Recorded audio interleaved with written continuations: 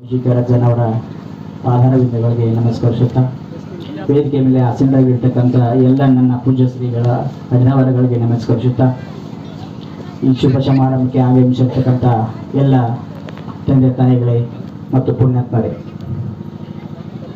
ನನಗೆ ಭಾಳ ಮಾತಾಡಕ್ಕೆ ಬರಂಗಿಲ್ಲ. ಒಂದು ಎರಡು ದೃಷ್ಟಾಂತಗಳನ್ನು ಹೇಳಿ ನಾನು ಇನ್ನು ಉಳಿದಿರ್ತಕ್ಕಂಥ ವೇಳೆಯನ್ನು ನನ್ನ ಹಿರಿಯ ಪೂಜ್ಯ ಶ್ರೀಗಳಿಗೆ ಸಮರ್ಪಣೆ ಮಾಡ್ಬೇಕಂತ ಅಂದ್ಕೊಂಡಿನಿ.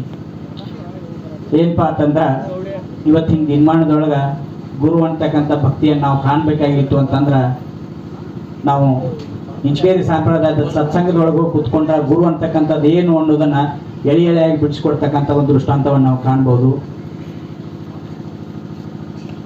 ಯಾಕಪ್ಪ ಅಂತಂದ್ರೆ, ನನ್ನ ಎರಡೇ ದೃಷ್ಟಾಂತಗಳದೊಳಗೆ ನಮ್ಮ ಬಬಲದ ಶಾಖಾದೊಳಗೆ ಗುರು ಪರಂಪರೆಯ ಗುರು ಭಕ್ತಿ ಅನ್ನೋದು ಏನಾಗಿತ್ತು ಮತ್ತು ಗುರು ಶಕ್ತಿ ಅನ್ನೋದು ಹೆಂಗಿರ್ತೈತಿ ಅಂತಕ್ಕಂಥ ಎರಡು ದೃಷ್ಟಾಂತ ನನಗೆ ಗೊತ್ತದವ, ಅಷ್ಟು ಹೇಳಲಿಕ್ಕೆ ನಾನು ಇಷ್ಟಪಡ್ತಾ ಇದ್ದೀನಿ.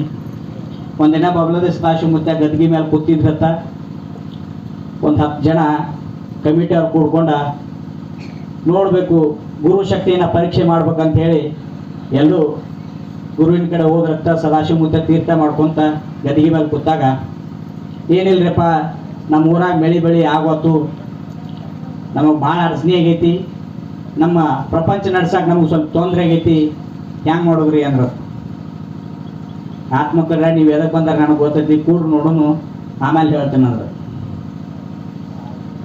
ಅದಕ್ಕೆ 10 ಮಂದಿ ಒಳಗೆ ಒಬ್ಬ ಶಾಣೆ ಇದ್ದತ್. ನಾವು ಏನಾರೇ ಗುರುವನ್ನ ಕೇಳಿದೀವಿ, ನಾವು ಸದಾಶಿವಮೂರ್ತಿಯನ್ನು ಕೇಳಿದೀವಿ ಅಂತಂದ್ರೆ, ನೀವು ಹಲ್ಲು ಲುಚ್ಗುಟ್ದಂಗೆ ಮ್ಯಾಲೆ ಕೂತು ಲುಚ್ಗುಡ್ಬೇಕು ಅಂತೇಳಿ ಸದಾಶಿವಮೂರ್ತಿ ಕೂತಿರ್ತಕ್ಕಂಥ ಗದ್ಗೆ ಮೇಲೆ ನೆಂಟಲ ಮೇಲೆ ಕುಂಸಿದ್ರತ್ತ. ಅವ ಹಲ್ಲು ಲುಚ್ಗುಡ್ದಂಗೆ ಲುಚ್ಗುಡ್ತಿದ್ನಂತ. ಯಪ್ಪ ಇವತ್ತು ಮಳೆ ಹಾಕತ್ರಿ ಅಂದ್ರತ್. ಅವ್ ಹಲ್ಲು ಲುಚ್ಗುಡ್ದಂಗೆ ಲುಚ್ ಮಾಡವತ್ತ, ಯಪ್ಪ ಹಲ್ಲು ಲುಚ್ಗುಡತೈತಿ, ಮಳೆ ಹಾಕೈತಿ ಅಂದ್ರ. ಕೂತ್ ಸುಳ್ಬೇಕಾದ್ರೆ ಮಳೆ ಇವತ್ತು ಆಗಂಗಿಲ್ಲ ಸುಮ್ಮನೆ ಅಂದತ್ತ. ಯಪ್ಪ ಇವತ್ತು ನಮಗೆ ಪ್ರಪಂಚದೊಳಗೆ ಭಾಳ ತೊಂದರೆ ಬಂದೈತಿ, ಅದು ಇವತ್ತು ಬಗೆಹರಿತೈತಿ, ನೀನು ಆಶೀರ್ವಾದದಿಂದ ತೀರ್ಥ ಕೊಡಂದತ್. ಮಾತ್ರ ಹಲ್ಲು ಲುಚ್ಗುಡಾಕತ್ತ. ಏನಿಲ್ಲ ಮಕ್ಕಳ್ರೆ, ನೀವೇನು ಕೇಳಕ್ಕೆ ಬಂದಿರಲಿಲ್ಲ, ಇದೆಲ್ಲ ನನಗೆ ಗೊತ್ತೈತಿ, ಗುರು ಪರೀಕ್ಷೆ ಅನ್ನೋದು ಮಾಡಕ್ಕೆ ಬಂದರಿ.